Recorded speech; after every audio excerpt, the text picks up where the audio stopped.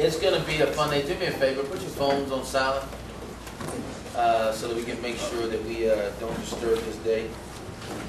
This is going to be an information-filled day. We're going to take breaks as necessary. I'm going to kind of open it and go through some things with you. I'm going to talk a little bit more about the comp plan. My part's going to be more of a Q&A to kind of talk to you about the company, what we're doing, why we're doing it. And then Tom Maurer Jr. will be up. And Tom is the CEO of Sizzle, and he's actually the head of research and development. So what I asked him to do today was kind of come and talk about some of the products, but be able to answer some of the questions that you might have as it relates to anything with the product. Now, do me a favor, don't ask something about the color of the can or the canister. Okay? When we're talking about asking about product, ask him about something having to do with the product itself, because that's why he's here. I asked him to come just for that reason. And then after that, we'll take a break, and then depending on how C. Thomas and Drill want to do this, I'm going to yield a good portion of the training to those guys, and they're going to go over why we've been successful in building one of the fastest growing teams in Sizzle and how we've done it. He's going to go through it step by step to show you exactly how we present this, the easiest way we do it, and why it seems to be working. That doesn't mean it's going to be the best way for you, but we're walking through the simplistic way to make this happen. We want to be able to bring somebody into the business, and the next day they can go out and present this opportunity.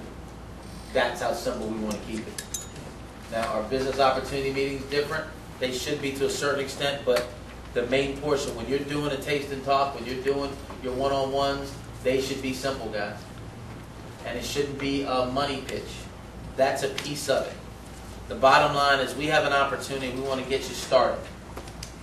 It's the ongoing training that's going to take you to the next level as it relates to you understanding the business, you understanding everything about it. Because the nuances of network marketing are the things that scare people. It's what they think they have to do, or what they heard happened in the last one, or what they actually went through in the last one. So we're trying to dispel that, but you can't dispel that before you bring them in. That's got to come over time. If you're spending time doing that, then you're wasting time with people and you're wasting your time. If they've got all those questions, then you need to deal with those questions as you're building your business, not stopping you from doing your business, which is why we do what we do. And I got to tell you, I was successful in this industry, but I'm nowhere near where I was before after meeting and spending time with Gerald and C. Thomas. They taught me a lot. And they taught me a lot, not about any more presentation. It's really about the replicative side of it. Because the one thing that you can't replicate is your personal power. So if you have the ability to influence, if you have the ability to sell, how many of y'all know you can sell? When you have that ability, a lot of that's not duplicatable. That in of itself is an art. It's a learned skill. So if selling is a part of how you present it, then you're going to have a problem replicating sales. That's why you've had to take it down, and it was a big thing for me, because presentation is fine for me. I don't have a problem with that. But the way I present, it's not duplicated. That I understand. So when I do open meetings like this, I can be me. When I'm doing meetings in my house, I'm doing the same thing they told me to do. And again, you have to be that way no matter where you get. You have to understand the value of being able to drop what you know and learn what you need to learn. So you've got to unlearn a lot in order to relearn success. Because how many really believe that you knew kind of what it took to become successful? Most of us think we know that. But in reality, there's a whole lot that we have to learn to do it.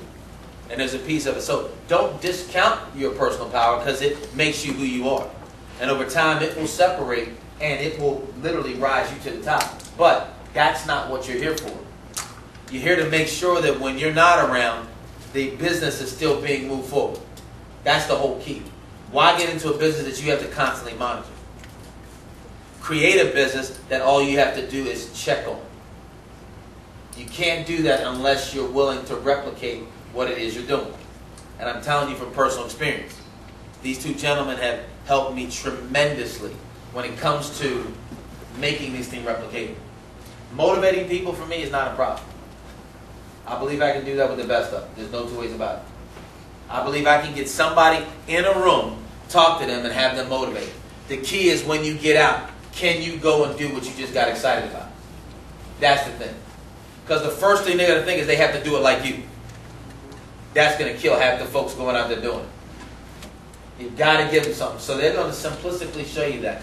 They're going to talk to you about piquing interest. They're going to talk to you about an easy way to do this. And I'm telling you, from what they've shown us already, we're the fastest growing group in Cisco. And it's not because we have different products. And it's not because we have a whole myriad of phenomenal speakers. Do we have great presenters? Yeah. But all of our presenters, all of them have gotten to the point where they've had to, and I don't want to use this terminology, but dumb down this business. I don't want to use that terminology because we're not dumbing down anything. We're bringing the best products to the market and we're bringing the best information to the market. So that's intellectual. But the presentation of it, meaning what you need to know to get involved, what you need to know to get started, that's what you have to make sure. It's the engagement first.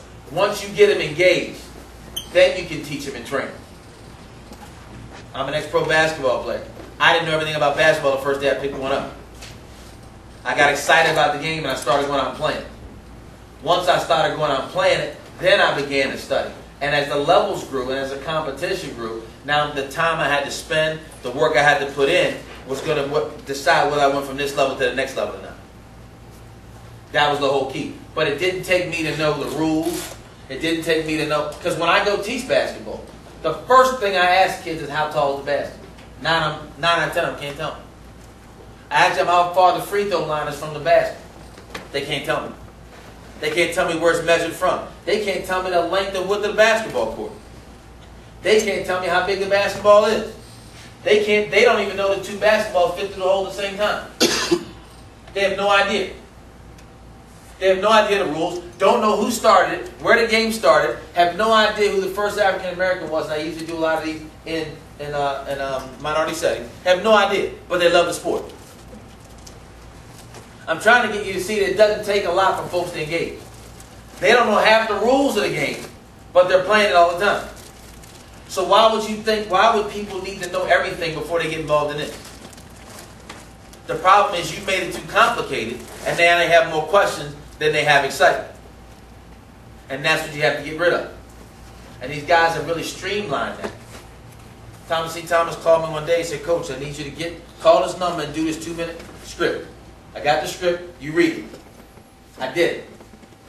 We posted on the website. After the first training in Jacksonville, we made sure that folks started using that sizzle call. See, Thomas, before that call has literally never been used. Right. I think the week after the training, 2 weeks after that, 45 or 50 times that call had been called into, and folks were signing up left and right. Because in 2 minutes, he scripted out something that literally gave folks everything they need to know about this business. After that 2 minutes, if you got any more questions, this ain't for you to get started right now. As a business owner, it is enough for you to get started as a customer. And them teaching me that difference is the biggest piece of why this is being so effective. I don't need business owners, guys. I don't need business builders. I need people buying products. And here's what you do. You get involved in a multi-level marketing company, and you want to go out and find business builders. Tell the truth. You know why? Because you want to not work and you want to find people to work for you. That's just the truth. And unless you're real about training, unless you're real about this, it won't sit right with you. That's what people do. Because you've been an employee and you want to be the boss. And network marketing allows you the opportunity to be the boss right away. Because now anybody you sponsor, they're on your team. And that's what you'll say. My team, instead of our team or the team. You'll say my downline. How many of y'all said that before? Be honest. My downline. It's not your downline. And so think about what that does to people. My downline. You know the first thing they ask? Well, how far down from you am I? Because they know in the hierarchy of business, the lower you are, the less I have contact with you. So they want to know how far they are away from you, because that's going to give them an idea of how much interaction you're going to have with them. And it discourages them from day one.